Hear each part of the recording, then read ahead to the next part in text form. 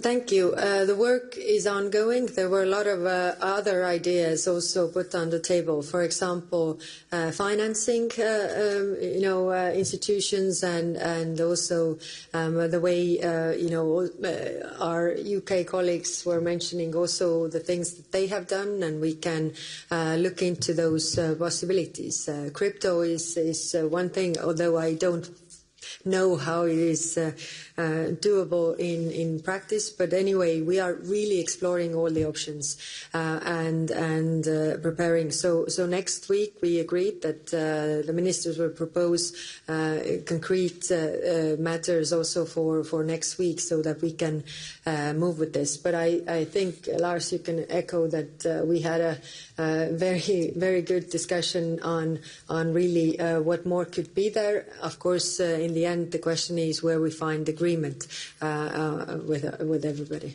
I definitely can echo that, and I think the most important takeaway is actually that we share the analysis that Putin is buying, time.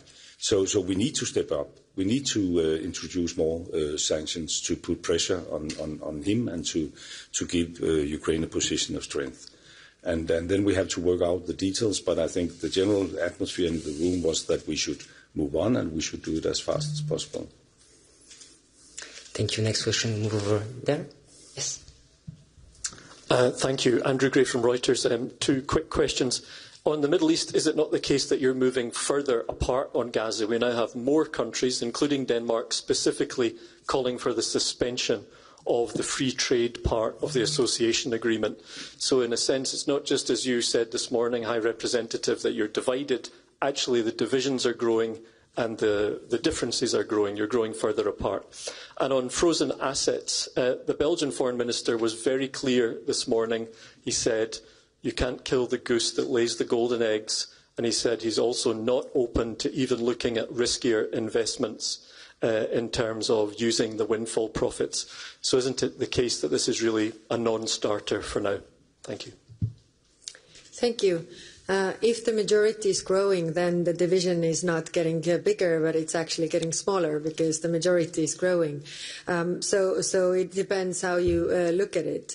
But it is true that we still don't have an agreement on those measures.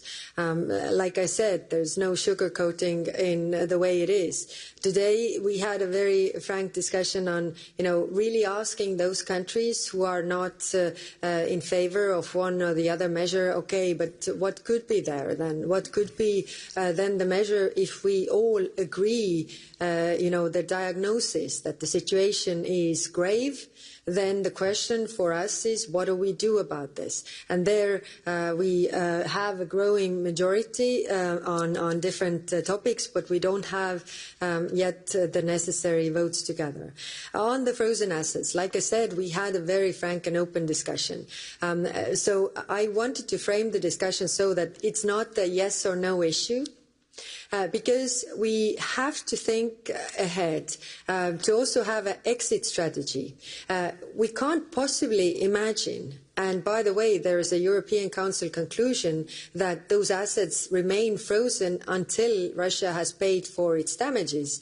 So we can't possibly imagine that those assets are given back unless they pay for the damages. We don't see them paying for the damages. So we need to have an exit strategy so that how do we go about this? And like I said, there are risks, of course, what also Belgium was raising, and many others as well.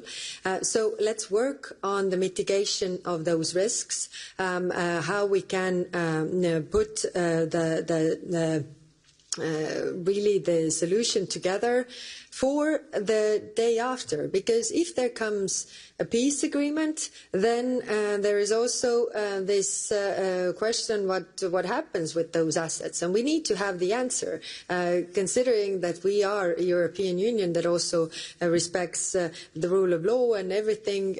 We have to have those rules in place, in addition to the international law that is already saying that those who are causing the damages should pay for the damages that they have caused. And the damages caused in Ukraine are done by Russia, not by European countries.